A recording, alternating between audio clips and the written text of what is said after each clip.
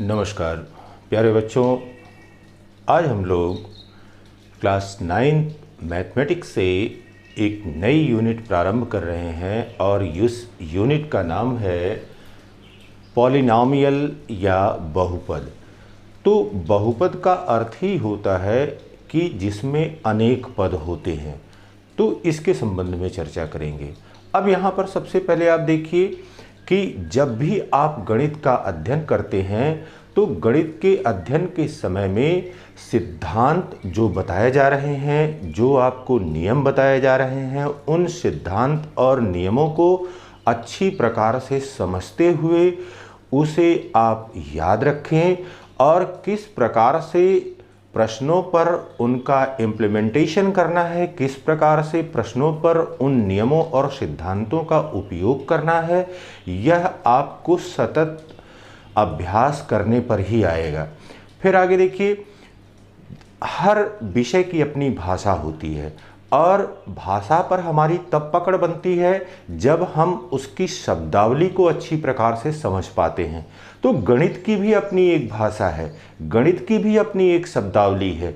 जो भी शब्दावली आपको प्रत्येक अध्याय में मिल रहा है, उस शब्दावली का आप अच्छी प्रकार से अर्थ जब समझते जाएंगे तो आपकी भाषा समृद्ध होगी और जब भाषा समृद्ध होगी तो ज्ञान आपका समृद्ध होगा।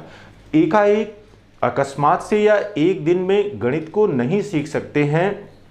आप धीरे धीरे प्रयास करके ही और अपनी लगन और मेहनत से ही और गुरुओं के बताए हुए रास्ते पर चल करके आप एक बेहतर गणितज्ञ बन सकते हैं, एक बेहतर गणित जानने वाले बन सकते हैं।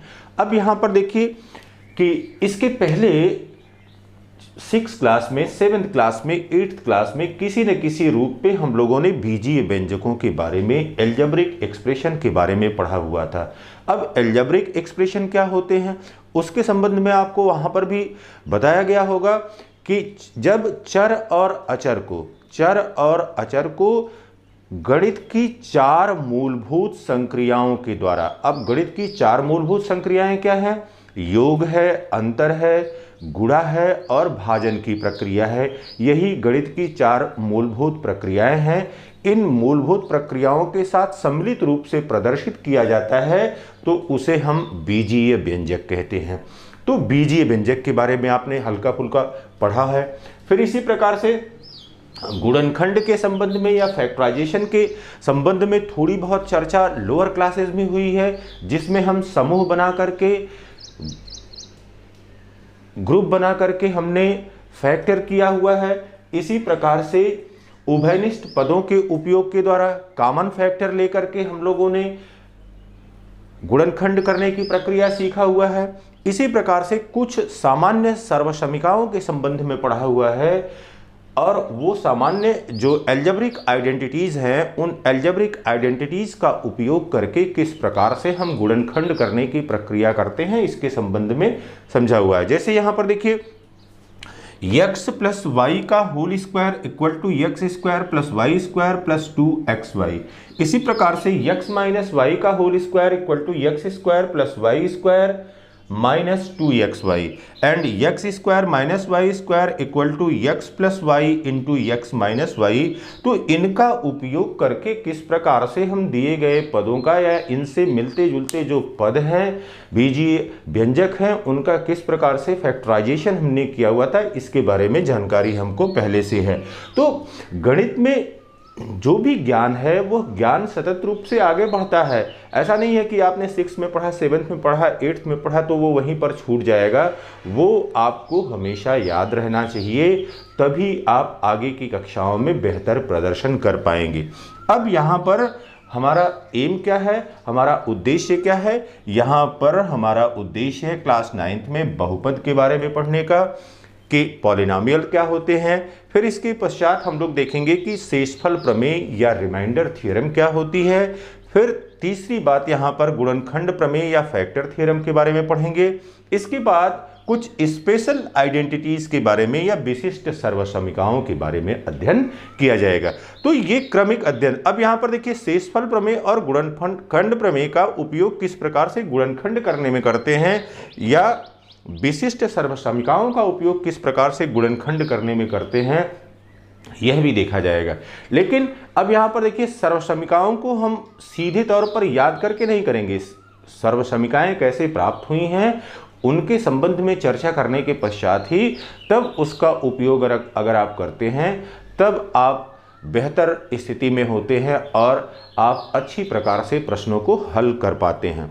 अब सबसे पहले देखिए कि जब हमको समझना है बहुपद के बारे में या पॉलिनॉमियल के बारे में, तो पॉलिनॉमियल के बारे में समझने के लिए सबसे पहले हमको किस चीज़ की जानकारी होनी चाहिए। तो पॉलिनॉमियल को समझने के लिए सबसे पहले हमको जानकारी होनी चाहिए वेरिएबल की।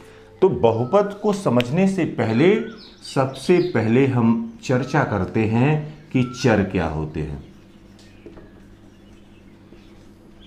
वेरिएबल क्या होते हैं। अब यहां पर देखिए बेटा, किसी एल्जेब्रिक फंक्शन में, किसी एल्जेब्रिक एक्सप्रेशन में जो अज्ञात राशि होती है, अज्ञात राशि होती है, इसको अननोन क्वांटिटीज,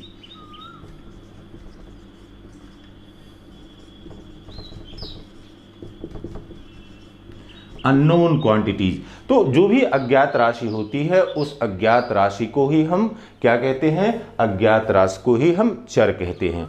अब इसका कुछ भी मान हो सकता है, इसका कोई मान हो सकता है, इसका कोई भी मान हो सकता है।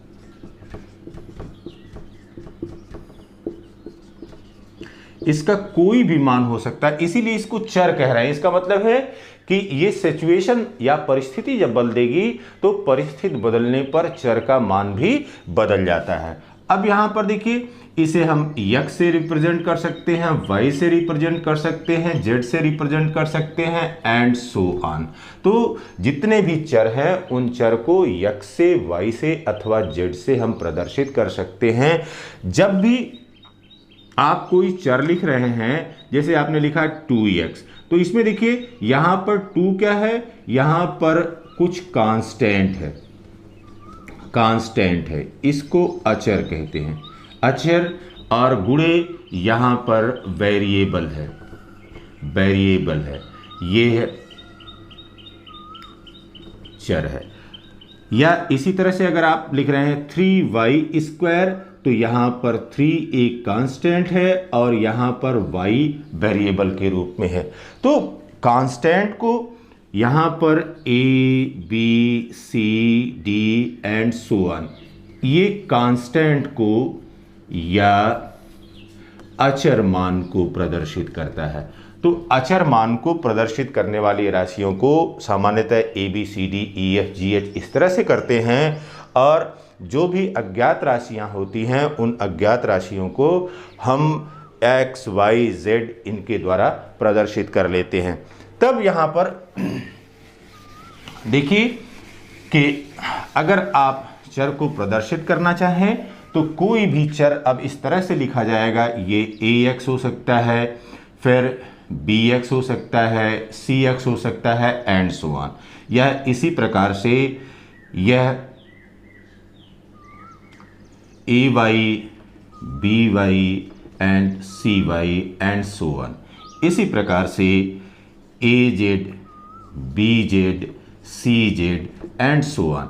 यहाँ पर जितनी भी राशियाँ आपको दिखाई दे रही हैं यह सभी राशियाँ यह बीजीय व्यंजक के रूप में हैं और इनका पहला पद यह अचर के रूप में है या कांस्टेंट के रूप में है, कांस्टेंट के रूप में है। और दूसरा पद यहाँ पर जो भी लिखा गया है यह सभी किसके रूप में है, यह सभी वेरिएबल के रूप में है। तो कांस्टेंट और वेरिएबल को हमको याद रखना है। अब यहाँ पर दूसरी बात आती है कि हम अचर किसे कहते हैं, अचर किसे कहते हैं या कांस्टेंट क्या होता है।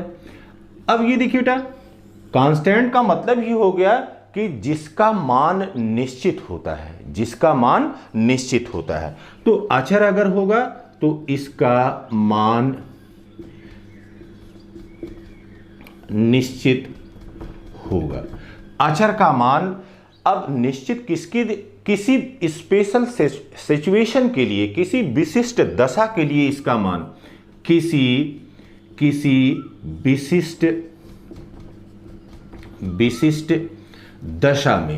विशिष्ट दशा में इसका मान निश्चित होता है। तो ऐसी राशियां जिनका मान निश्चित होता है उसे हम अचर राशि कहते हैं।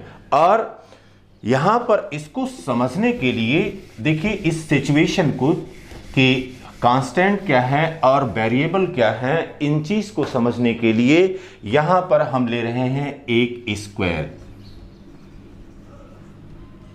एक वर्ग ले रहे हैं। और इस वर्ग पर हम समझते हैं कि क्या होगा। जैसे मान लीजिए हमने एक वर्ग लिया और इस वर्ग ए बी सी और डी, इसकी प्रत्येक साइड यह 3 यूनिट के बराबर है, 3 यूनिट के बराबर है प्रत्येक साइड। यहां पर A B, B C, C D and D A, both side are equal. तो ये एक वर्ग हो गया। अगर आप इसका अब परिमाप निकालें, परिमाप या पेरीमीटर, यह बराबर होता है 4 इंटू साइड। पेरीमीटर किसके बराबर होता है? 4 इंटू साइड के बराबर होता है। अब यह बराबर हो गया 4 into 3 is equal to 12 unit. 12 unit, यहां पर इकाई नहीं दी गई है इसलिए हमने यूनिट लिख दिया। अब अगर मान लीजिए कि ये स्क्वायर हमने लिया था, अब स्क्वायर की साइड को हम बड़ा कर देते हैं। यह 10 unit, 10 unit, 10 unit and 10 unit, 10 unit का अगर ये हो गया तो अब इस दशा में देखिए कि पेरीमीटर में क्या परिवर्तन आएगा। अब यहां पर जो पेरीमीटर हो जाएगा, यह परिमाप कितने के बराबर हो जाएगा? यह परिमाप हो जाएगा 4 इंटू साइड के, और यह बराबर हो गया 4 into 10 is equal to 40 unit. अब यहां पर जो इक्वेशन 1 मिला हुआ है, यहां पर जो इक्वेशन 2 मिला हुआ है, आप दोनों में देखें कि यहां पर 4, यहां पर भी 4। यह इसका मतलब हो गया कि परिमाप यह वर्ग के संबंध में क्या होता है? 4 इंटू साइड होता है, और यह 4 इंटू हो गया x, 4 इंटू x, तो यह बराबर हो गया 4x। अब यहां पर 4 क्या है?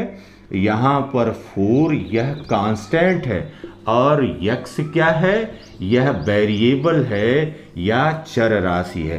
तो ये बात आपको समझ में आ गई होगी कि in a particular situation the value of constant is fixed and for that particular value, उस निश्चित परिस्थिति के लिए हम चर के कोई भी मान ले सकते हैं। जैसे यहाँ पर साइड 3 लिया, यहाँ पर साइड 10 लिया, और जैसे ही आपने साइड में परिवर्तन किया, साइड की लेंथ में परिवर्तन किया, वैसे ही उसके परिमाप में परिवर्तन हो जाता है, उसके पेरीमीटर में परिवर्तन हो जाता है। इसी प्रकार से अगर आप देखें, कोई सर्किल अगर आपने लिया हुआ है, यहाँ पर कोई वृत्त लिया हुआ है, दूसरे एग्जाम्पल के रूप में समझिए, यहाँ पर एक आपने वृत्त लिया हुआ है, इसका सेंटर O है और इसकी त्रिज्या R है। तो अब इसका परिधि या इसका सरकमफरेंस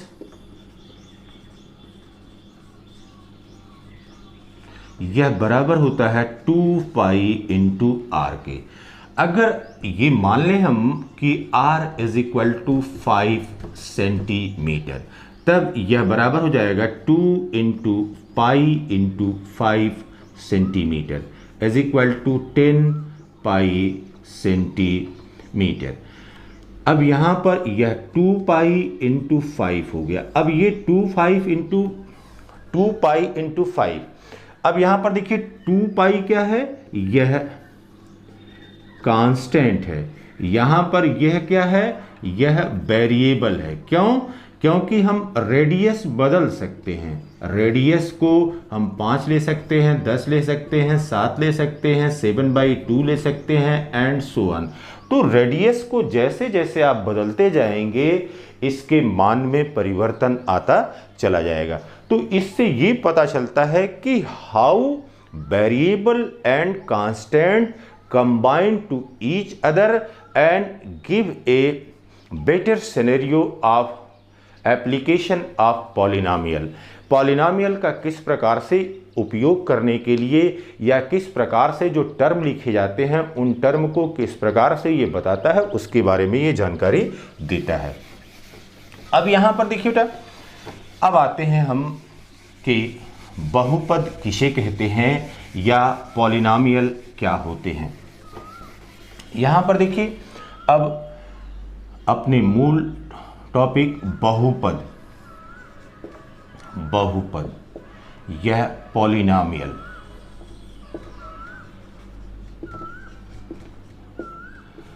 अब पॉलिनोमियल क्या होता है? कोई बीजीय व्यंजक, कोई एल्जेब्रिक फंक्शन अगर इस प्रकार से प्रदर्शित किया जाए, px is equal to a0 x raise to power 0 plus a1 x raise to power 1 plus a2 x raise to power 2 plus up to an x raise to power n। अब यहां पर देखिए, ये इसको कहते हैं p is function of x। p फलन है x का। अब यह फलन होने का मतलब क्या हुआ कि मान में परिवर्तन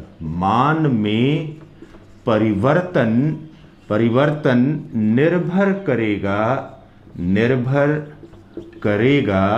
किस पर? x पर। तो p is the function of x where px is equal to a0 x0 plus a1 x1 plus a2 x2 up to an and xn।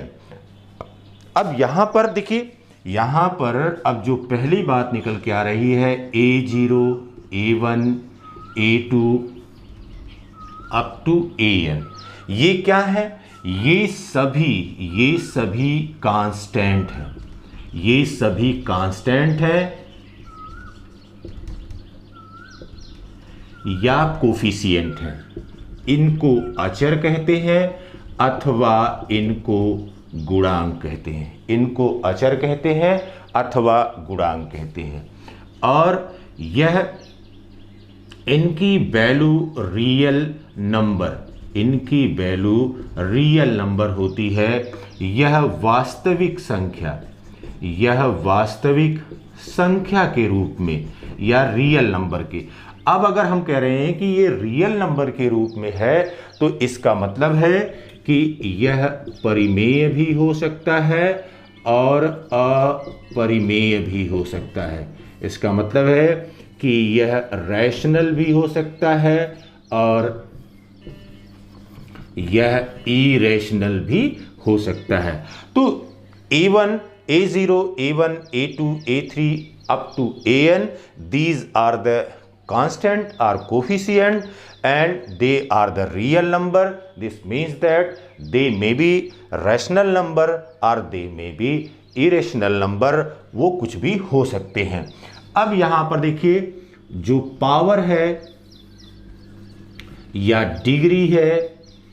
Degree है या एक्सपोनेंट है, यहां पर इसको सामान्य रूप से घात कहते हैं। यहां पर अब देख रहे हैं आप x raise to power 0, x raise to power 1, x raise to power 2, x raise to power 3 and x raise to power n। इसका मतलब ये हुआ कि जो घात यहाँ पर हमको मिल रही है वह घात किस रूप में है? यह घात यहाँ पर हमको जो मिल रही है वह नॉन नेगेटिव इंटीजर, यह नॉन नेगेटिव इंटीजर है। इसका मतलब है शून्येतर पूर्णांक के रूप में है। यहाँ पर जो घात है, जो चर की घात है, वह एक शून्येतर पूर्णांक है और इसका मान 0 हो सकता है, 1 2 3 4 5 एंड सो ऑन। इसका मतलब है कि जो पावर है वेरिएबल का, वह पावर वह न तो फ्रैक्शनल हो सकता है और न ही नेगेटिव हो सकता है, वह केवल और केवल क्या होगा? यह केवल और केवल पूर्ण संख्या के रूप में होगा, होल नंबर के रूप में होगा, तभी वह पॉलिनॉमियल कहलाएगा, अन्यथा पॉलिनॉमियल नहीं कहलाएगा। तो यही मेजर डिफरेंस है एल्जेब्रिक एक्सप्रेशन और पॉलिनॉमियल के बीच में। पॉलिनॉमियल में जो चर की घात होती है वह शून्येतर पूर्णांक होती है या वह पूर्ण संख्या के रूप में होती है। इसी प्रकार से प्रत्येक चर के साथ जो गुणांक लगे हुए हैं वो गुणांक वह रियल नंबर होते हैं। इसका मतलब है कि वो परिमेय संख्या के रूप में भी हो सकते हैं और अपरिमेय संख्या के रूप में हो सकते हैं। अब यहाँ पर देखिए एक एग्जाम्पल्स के रूप में यहाँ पर इस चीज़ को समझते हैं कि किस प्रकार से, देखिए फॉर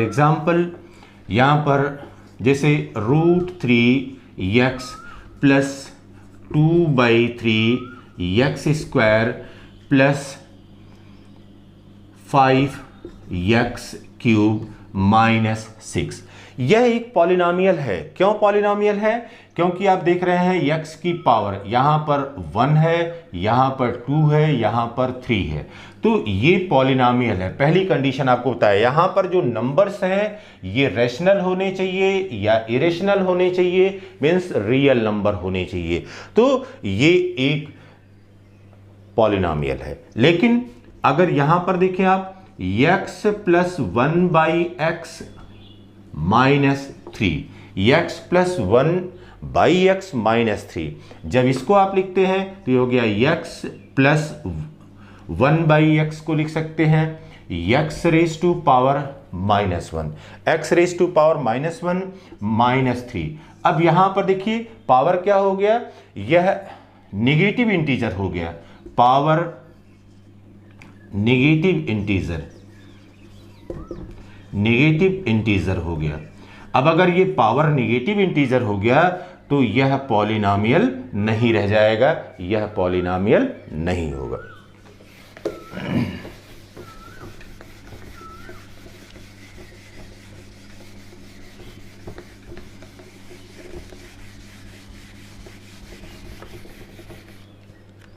अब देखिए बेटा यहां पर पद के संबंध में टर्म्स या पद किसे कहते हैं। अब ये क्या होते हैं, पद किसे कहते हैं, किसी बहुपद में पद क्या होते हैं। अब यहां पर देखिए कि जो भी आप लिख रहे हैं, जैसे 3x प्लस 5x² माइनस 6, यहां पर एक एल्जेब्रिक एक्सप्रेशन हमने लिखा। अब यहां पर देखिए 3x के बीच में कौन सी साइन है, प्लस है, फिर 5x माइनस 6 यहां पर है, यहां पर माइनस साइन है। तो किसी बहुपद के वे भाग जो धन या ऋण चिन्ह द्वारा पृथक होते हैं उन्हें पद कहते हैं। The part of polynomial which are separated by plus और minus sign they are known as the term. अब इसमें एक पद भी हो सकता है, दो पद भी हो सकता है, तीन पद भी हो सकता है एंड मोर देन 3 टर्म्स भी हो सकते हैं। तो ये तो पद की बात हो गई। फिर अगला यहां पर गुणांक, गुणांक या कोफिशिएंट, कोफिशिएंट। अब गुणांक क्या होता है, कोफिशिएंट किसे कहते हैं? अब यहां पर देखिए जो एग्जाम्पल लिखा हुआ है 3x + 5x² - 6। अब आप देखिए यहां पर x के साथ यह अंक है 3, इसी प्रकार से x² के साथ अंक यहां पर 5 लिखा गया है, यहां पर x⁻0 है।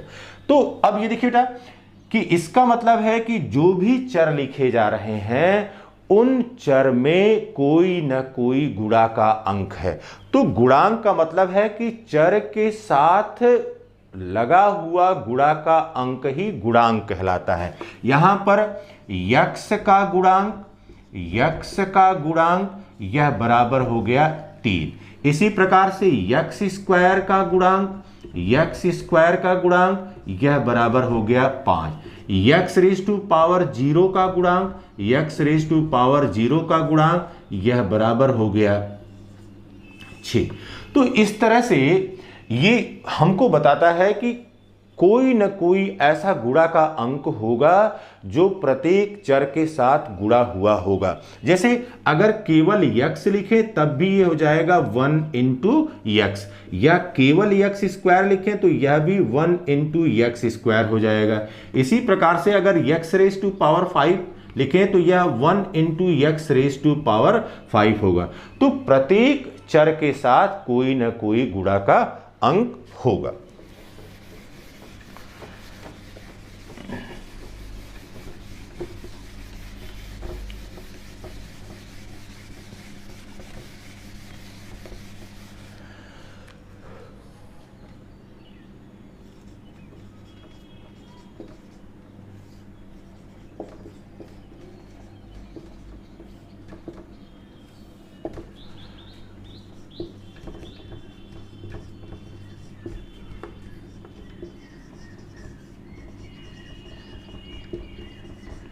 अब यहां पर देखिए डिग्री ऑफ पॉलिनोमियल समझना या एक्सपोनेंट ऑफ पॉलिनोमियल समझना या पावर ऑफ पॉलिनोमियल, बहुपद की घात समझना, डिग्री ऑफ पॉलिनोमियल समझना या पावर ऑफ पॉलिनोमियल समझना या एक्सपोनेंट ऑफ पॉलिनोमियल समझना अति आवश्यक हो जाता है। तो अब ये देखिए यहां पर अब ध्यान देना है कि यदि चर एक हो, यदि चर एक हो, in case of one variable, यदि चर केवल एक हो, फिर दूसरी कंडीशन हो सकती है कि मोर देन वन,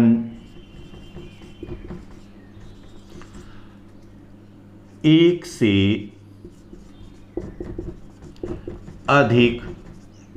से अधिक चर अगर होगा। तो ये दोनों दशाओं में थोड़ा सा नियमों में अंतर होता है। यहां पर यदि एक चर होगा तो उस दशा में क्या होगा, और जब एक से अधिक चर होगा तो उस दशा में क्या इसका मान होगा।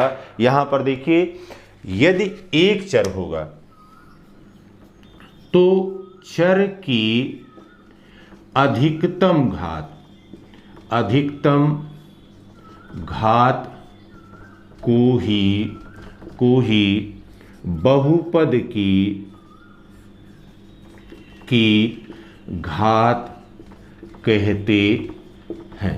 यदि चर में केवल एक वेरिएबल होगा या कोई भी आपने पॉलिनोमियल लिया है, उस पॉलिनोमियल में केवल और केवल एक वेरिएबल होगा तो चर की जो अधिकतम घात होगी वही बहुपद की घात होगी। जैसे यहां पर x⁻³ plus 7x raise to power 5 minus 9x raise to power 7। अगर इस तरह का कोई बहुपद है तो तुरंत आप चेक करेंगे कि प्रत्येक वेरिएबल के पास कितनी घात है, और जो मैक्सिमम चर यक्स की अधिकतम घात, अधिकतम या मैक्सिमम घात, यह कितने के बराबर है? 7। इसलिए बहुपद की घात यह बराबर क्या हो जाएगा? 7 के बराबर हो जाएगा। लेकिन जब यहां पर मोर देन 1 वेरिएबल होंगे, एक से अधिक वेरिएबल होंगे, तो प्रत्येक टर्म में जितने भी चर होंगे उनकी घातों का योग करेंगे, और जिस टर्म के पास मैक्सिमम पावर होगा वही पॉलिनॉमियल का डिग्री कहलाएगा या पॉलिनॉमियल की घात कहलाएगी। जैसे यहां पर देखिए,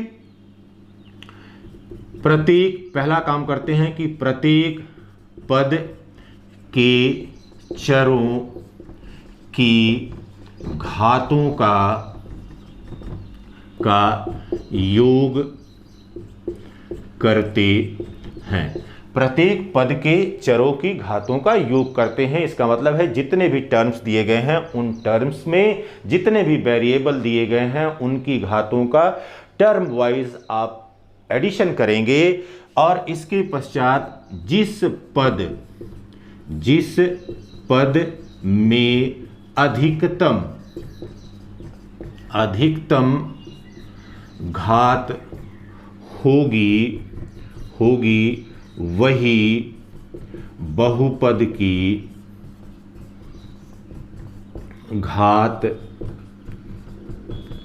कहलाएगा। प्रत्येक पद के चारों जो भी चर हैं उनकी घातों का योग करते हैं, जिस पद में अधिकतम घात होगी वही बहुपद की घात कहलाएगी। अब यहां पर देखिए, जैसे यह 8ab raise to power 6 plus 4a² b² plus 6ab। अब यहां पर देखिए, यहां पर आप a की पावर 1 है, b की पावर 6 है, टोटल इस पद के लिए यह कितना हो गया? 7 हो गया। इसी प्रकार से यहां पर आप देखिए, a के लिए जो पावर है वो 2 है, b के लिए पावर 2 है, और यह टोटल पावर यहां पर कितना हो गया? 4 हो गया। और यहां पर इस टर्म के लिए ये हो गया 1 + 1 = 2। तो मैक्सिमम पावर किस टर्म के साथ मिल रहा है? 8a⁻6 के लिए। इसलिए अब यहां पर बहुपद की घात हो जाएगी, बहुपद की घात यह बराबर कितना हो जाएगा? 7। तो यहां पर इस तरह से पॉलिनॉमियल के लिए आप पावर निकाल लेते हैं या डिग्री निकाल लेते हैं या उसका एक्सपोनेंट पता कर लेते हैं। अब अगला देखते हैं कि बहुपद का मानक रूप क्या होता है। बहुपद का मानक रूप,